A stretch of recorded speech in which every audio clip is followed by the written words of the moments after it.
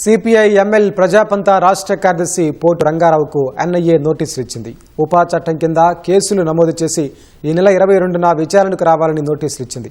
దీనిపై స్పందించిన ఆయన గాది ఎన్ఐఏ అరెస్టును ఖండించినందుకే తనపై ఎన్ఐఏ కేసు నమోదు చేసిందన్నారు. మాట్లాడే వారిని, మేధావులను ప్రశ్నించే వాళ్లను కేంద్రం భయభ్రాంతులకు గురి చేయాలని చూస్తోందని ఆరోపించారు. తనపై పెట్టిన కేసును ఉపసంహరించుకోవాలని డిమాండ్ చేశారు. అది ఒక రాజకీయ పార్టీగా మేమే కాదు, చాలామంది ప్రజాస్వామికవాదులు, రాజకీయ పార్టీలు అందరూ చట్టానికి వ్యతిరేకంగా పోలీసులో ప్రభుత్వం వ్యవహరించినప్పుడు ఖండించడం అనేటువంటిది అది ఒక ప్రజాస్వామిక హక్కు, రాజ్యాంగం కల్పించినటువంటి హక్కు, పౌర ప్రజాస్వామిక హక్కు. ఇక్కడ ఖండించారు. మా పార్టీ తరఫున రాష్ట్ర కార్యదర్శిగా నేను ఖండించిన. అది ఖండించినందుకే ఎన్ఐఏ మీ మీద ఈ సెక్షన్ల కింద కేసు పెట్టడం అనేటువంటిది, అంటే ఈ దేశంలో మాట్లాడే వాళ్ళు లేకుండా చేయాలనేటువంటి కుట్రలో భాగమే ఇది అనేటువంటిది మేము భావిస్తా ఉన్నాం.